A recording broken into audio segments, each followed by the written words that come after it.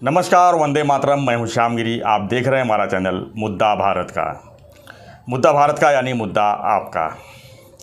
आज हम चर्चा करेंगे संजय राउत और नारायण राणे की जंग के बारे में।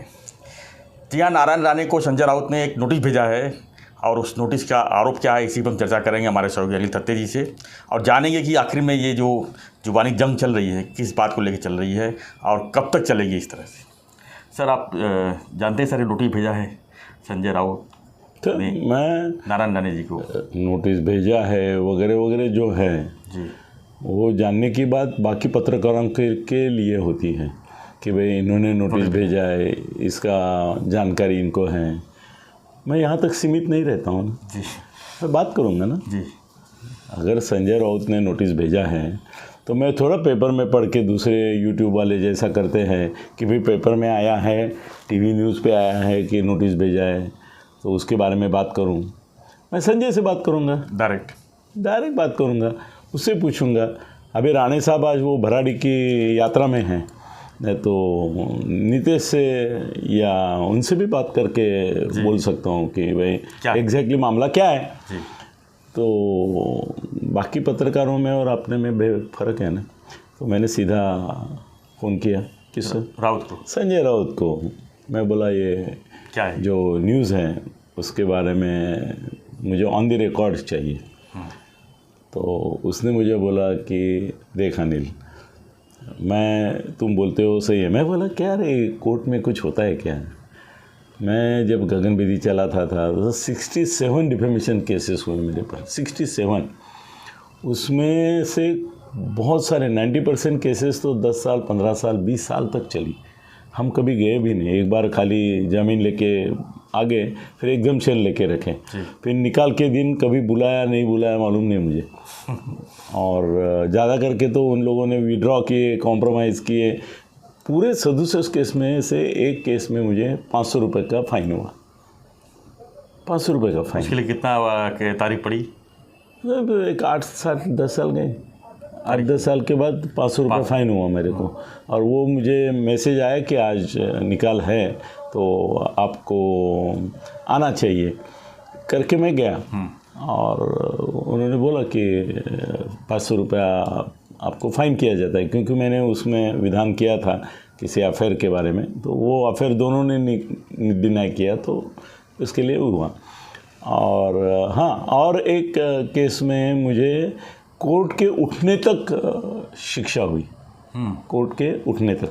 सर वो भी ऐसी मजाक है कि 5:30 बजे कोर्ट उठता है जी, तो या 6 बजे। तो जो जज थे उनके सामने मेरा केस आ गया 3 बजे। तो वो बोले नहीं अभी थोड़ा मैं बिज़ी हूँ, मैं बाद में लेता हूँ ये।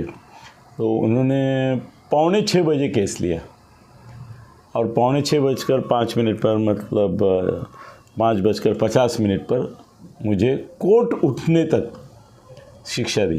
क्या बात? तो मेरे को समझ में नहीं आया। मैं बोला कोर्ट उठने तक मतलब क्या होता है?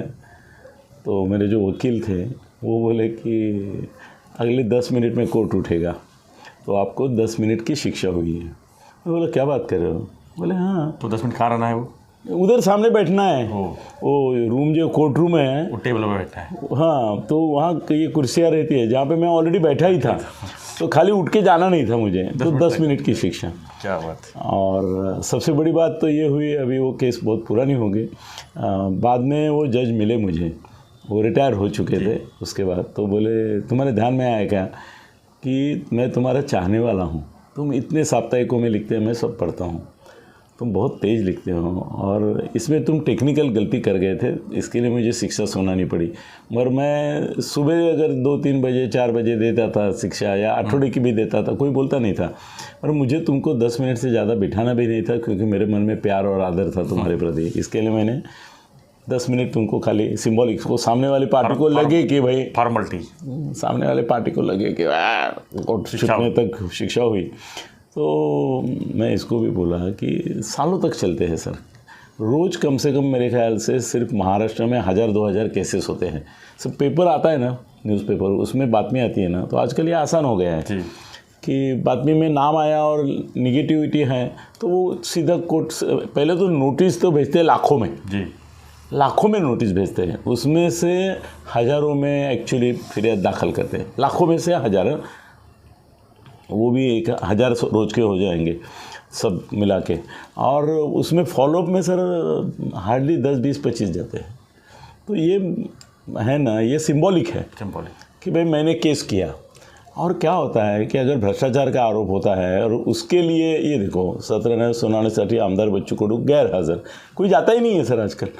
राज ठाकरे को 10-10 साल की केस है, उसमें आखिर में जज की इज्जत ये हो जाती है, वो बोलता है वारंट निकालो, वारंट कैंसिल करने के लिए जाते हैं और स्कूटर से जज आता है और ये हेलीकॉप्टर से जाते हैं और 500 रुपये उनको फाइन करते हैं जज कि भाई तुम पिछली बार नहीं आए। ये ऐसा तो विटंबना है इसकी। तो अभी ऐसा है कि इसमें मैं बोला संजय को कि मैं बोला ये सिंबॉलिक है, ये तुम्हारे जैसे लोगों का नहीं है। जो भ्रष्टाचार का आरोप होता है उसको दिखाना होता है कि मैंने केस किया, इसका मतलब ये होता है कि मैं फ्री हूँ, मैं मुक्त हूँ, मैं भ्रष्टाचार मुक्त हूँ। ये दिखाने का अभी कोर्ट का निकल जब आएगा तब आएगा। मगर अभी तो मैं लोगों को बोल रहा हमारा कैश फेंक दिया, और दूसरे जो रहते हैं वो संभाल के बोलते हैं शायद कभी, तो तुमने क्यों किया।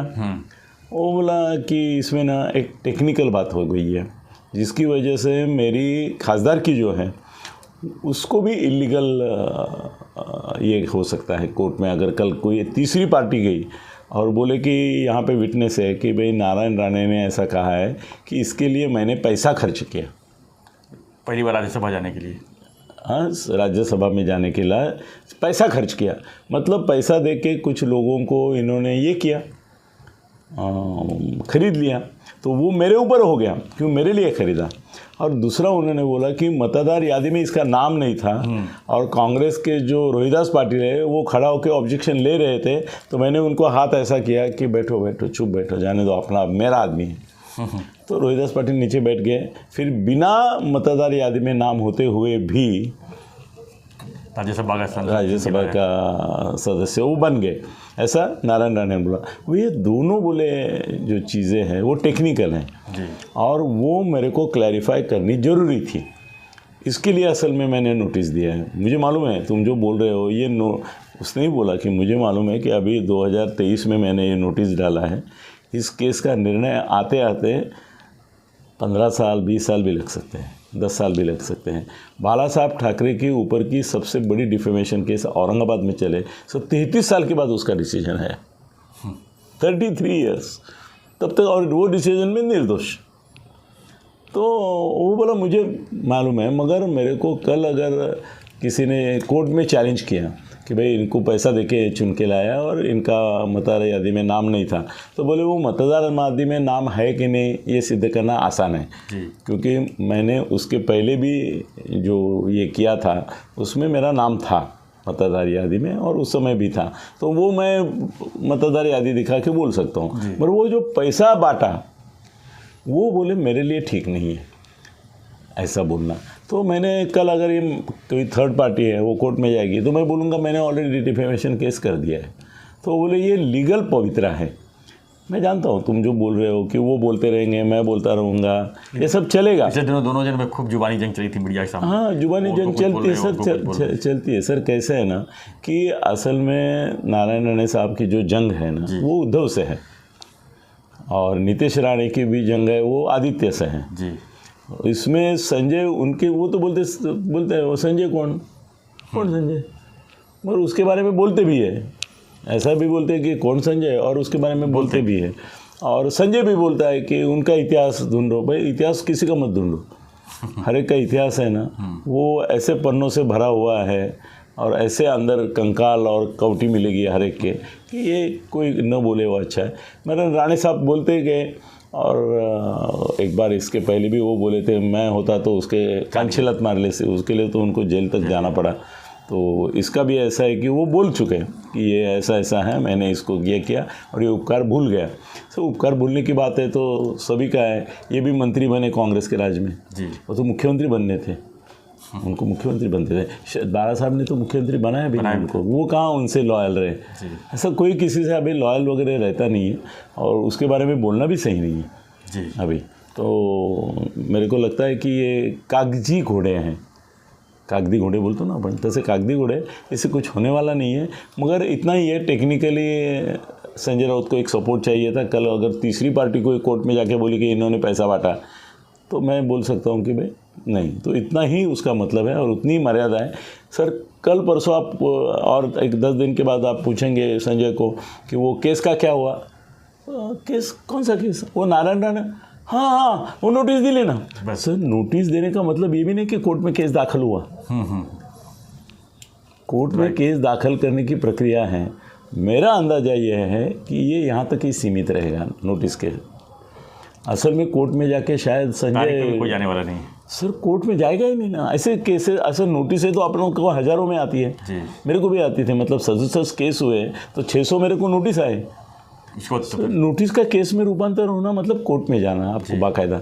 मेरा अंदाज़ा ऐसा है, जो मुझे लगता है अभी, कि इसने नोटिस दिया ना, मामला ख़त्म हो गया, वो कोर्ट में भी जाएगा नहीं। नोटिस देना भी एक प्रेस्टीज होता है। हाँ, बात में हो गई ना। अभी किरीट सोमैया ने इसके ऊपर भी केस, किरीट और मेधा सोमैया ने इसके ऊपर केस किया ना, डिफेमेशन, मगर वो कोर्ट में गया है जी।